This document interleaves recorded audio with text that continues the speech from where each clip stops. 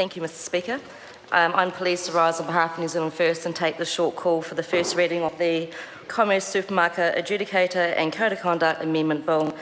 Firstly, I want to say that New Zealand First supports this bill, and I will endeavour to outline just why we are. First, this bill's purpose has merit. Its main purpose is to amend the Commerce Act 1986. It is going to put into place an independent or adjudicator, which the levy will be coming from the suppliers and also the supermarkets. So the main task this person will be tasked with is actually to develop a code of conduct, and this will primarily target the prevention or mitigate the restricted trade practices and unfair dealings of for supply of groceries to supermarkets.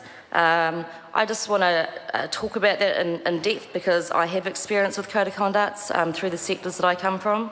I have to highlight that code of conducts in New Zealand in the business realm are nothing new. There is an unspoken exception that businesses and corporations should actually have a code of conduct in place. Australia has a code of conduct for their supermarket and grocery stores, and actually so does the UK, who started off having a voluntary code of conduct that actually went into compulsory because it allowed the sector and the industry to have a middle person, and if you like the word referee, then I'll use it, before it gets to the stage of having to bring in the Commerce Commission. So code of conducts here in New Zealand are actually currently quite valid. They're very workable. They give the opportunity of the adjudicator to work with the supermarkets, to work with the suppliers, the very industry that will actually need buy-in and actually will need to believe that they can set their standards so that they can actually not only perform best practice, to not only ensure that conduct is fit for purpose, they can also actually moderate, if you like, when new smaller suppliers come on in and give them that base level field for a code of conduct to come into effect. So I want to say that the former government speaker, Melissa Lee, said that she didn't feel that there was a need for this process to be put in place here in New Zealand.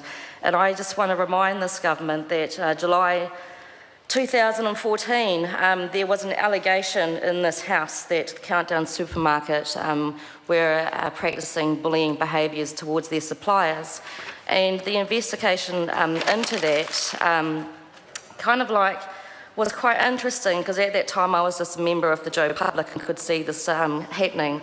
And it brought to mind a few occasions where my family have actually packed shelves in supermarkets, where they've worked within supermarkets.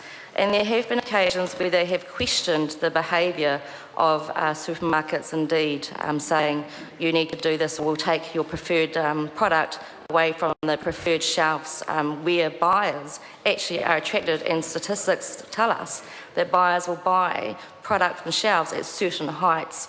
So interesting enough, the government officials at that time were investigating a voluntary code of conduct for the food and grocery industry here in New Zealand, but due to that investigation they were recommended to just hold off and wait to see what the outcome of that investigation was. And I think the term that's been tossed around has been that the Commerce Commission didn't kind of see any problem. So Mr Speaker, I want to reiterate that industries themselves, if they get the power and we empower them to set their own code of conduct, they more than likely are going to be very proud of that and buy into it and ensure that code of conduct is actually adhered to.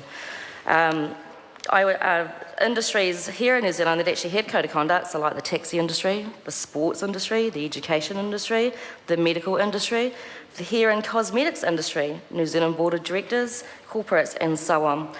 So currently we are faced with having a duopoly here in New Zealand by two main supermarkets that hold 90% of the market competition. And that concentration and fluctuation here in New Zealand is actually quite high in terms of the world global scale. I think, Mr Speaker, the bill introduced by Mojo Mathers, and I want to thank you for spending the time with me to give me a bit of history about why you felt the need to bring this bill to the House. What I will say before closing is I'm actually quite stumped. I'm stumped that the Green Party member brought this bill to the House when in fact the government tell us and remind us constantly that they have a leadership role in this country. So my question is, well, why don't you put that leadership role in place and bring such a great bill to the House? So I want to reiterate again that New Zealand First will support this bill. I believe that it will put in place a fair practice. It'll actually bring us up to international standards, and actually it'll protect the small suppliers that need businesses as well. The member's time has expired. Simon O'Connor.